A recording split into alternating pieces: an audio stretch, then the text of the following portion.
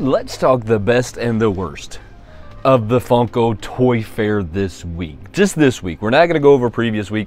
We're not going to talk about how they took the numbers off the soda and then some of the sodas have numbers. Some of the sodas don't have numbers. Let's get into it. So, the Toy Fair has been going on now for 2 weeks, and I kind of kept my opinions out of the first week because I felt like the first week was like more anime than anything else, and my opinion's really not that well in anime right now because I'm just not that versed in anime.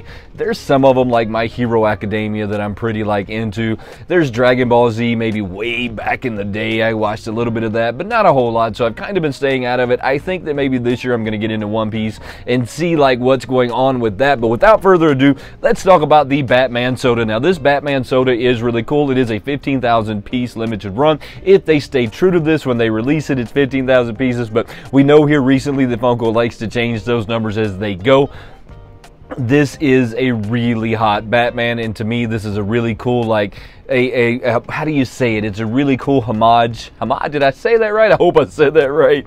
To the original Batman, the old 60s, 70s version Batman. They actually did have a pink mask in one of the episodes. I don't know which one it is. You can go look that up if you'd like. This one is going to be super hot. You can currently order this one on Entertainment Earth. There's a link right down in the description below that you can go order it. This channel is going to receive a few pennies every time you use that link. And then let's talk about the new Groot. So they come out with a couple of new Groots. You have this Groot that has the Hot Topic exclusive, and then you have the Funko Shop exclusive that is the translucent. I don't know about you, but I'm super in to these translucent pops that they've been making here lately, especially this one. Both of these in my eyes are really hot pops. I think Funko has moved in the right direction when it comes to these. I can't wait to see these in person, and you know, everything Hot Topic goes way up in value. It's just the nature of the beast when it comes to Hot Topic.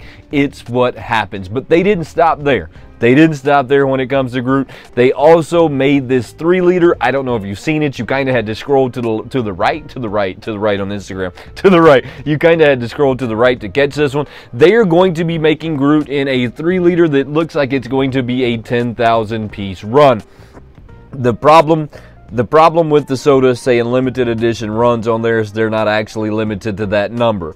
They're limited to a much larger number, which makes these an open limited edition versus a limited edition. Keep that in mind when you're buying these. Even though it says it's 10,000 here in the United States, it might be 15,000 in Australia, it might be 5,000 in Europe. I mean, these numbers change, so by definition, this is really not a limited edition. It's more of an open limited edition. They should have to put that on there. They should be a little bit more transparent when it comes to that. But the Chase edition to this one is honestly, in my opinion, one of the coolest Chase editions I've seen in a really long time, with the whole like transparent. I can't wait to see this. This is going to be a Funko Shop exclusive. That's normally what you see with the 3-liters because of the price is $49.90 something. They're a little salty when it comes to the price. But speaking of sodas, they once again have taken the numbers off of some of these and they put the numbers on some of these. I don't honestly know what that means because they could have left the numbers on them because this is an open limited edition, and when you have an open limited edition, you basically make as many of them as you want until the mold no longer produces them or something else happens. Now, I feel that this is going to extremely diminish this is going to extremely like diminish the value of the sodas, especially the ones that don't have like a quantity number on them. Now, this one in particular is going to be the Zombie Iron Man. I think this thing is super hot, and this is also the Spider-Man, one with a mask, one without a mask. The Zombie has a glow variant, whereas the other one doesn't have a glow variant. One of them is a Walmart exclusive. I feel like Walmart won this battle from Target. Now, that doesn't happen very often, but I feel like in this case, Walmart won that battle, and you will see, I think, some more cool stuff coming from Walmart here in the future, but I don't know that to be fact. Next is the paint on these guys. This Thor is going back to this paint that they did on the comic covers. Now, they did a paint on the comic covers at one point with this Thor that looks equally as hot as the one that you're seeing here. They kind of started this a while back, and it's kind of just been trickling into the pops as they go. I think this style of painting is really awesome. I think that it's probably one of the best style of paintings in their evolution of Funko that they've had. This Thor, to me, if you're a Thor collector, is 100% a must-have. Now, the problem with me getting this Thor is that everything that comes from Amazon that comes to my house looks like my FedEx guy or my UPS guy or whomever brings it. It looks like they played rugby with it before it made it to my house. So I won't currently order this one, but maybe I'll try and pick it up on the secondary market that it's not damaged. I mean, maybe that's where I'm going to go with this one, but this is a really, really hot Thor, and this is definitely one of them that you're going to want to put in your collection. Maybe even you want to flip that. Getting toward the tail end of what is going to be super hot from this day of the toy fair is what I am calling it, is going to be this Mega Death icon, is what I'm thinking this guy is. He must be some sort of Mega Death character, or kind of like the Five Finger Death Punch has their guy. This must be that. This must be that for them. This must be their mascot. I don't really know how to say that, but that's what this guy must be. Next is going to be the Wolverine 23 comic cover. Now, this one is kind of, this is one of those moments where I'm going to tell you that Funko is starting to play out the comic covers. We've already seen one Wolverine in the comic cover. Funko, give us another one. Give us another one. I don't want to continuously see Wolverine in the comic cover. Next is going to be Funko moving on to, check this out,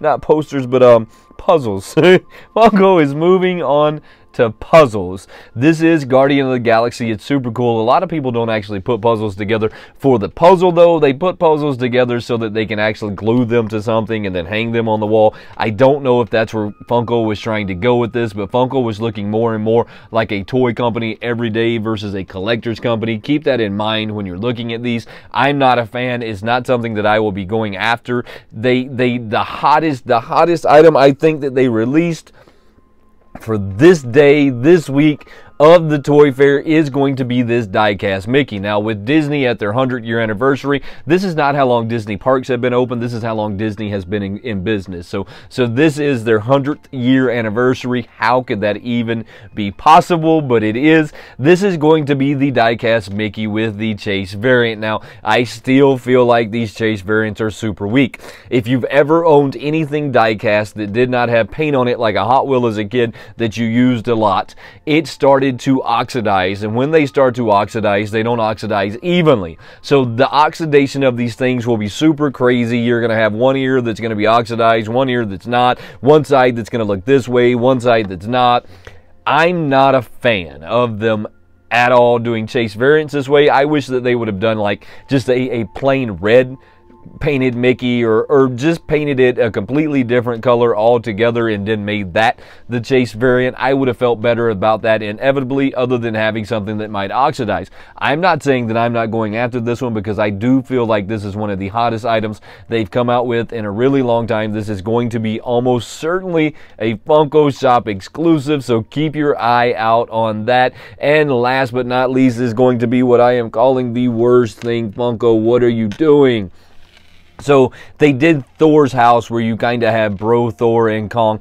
That's okay, but it's super weird. I don't see a lot of people going after this one. This is another plug. This thing's going to be at least 50 bucks, probably 60 bucks if we go by their website at this moment. When it comes to their deluxe pops, they're asking $60 for these things. So this is going to be a $60 purchase that takes up a god-awful amount of space. And as a collector, we all know the one thing that you can't get back is space, and it seems to run out of space faster than anything else, and especially when you start getting things this big that you're not taking out of the box. Now, the only way things like this work is if you decide that you're going to hang them on the wall and maybe save the box for later. Command strips work great for that, but that's another video for a whole nother time. Just know that I truly appreciate you.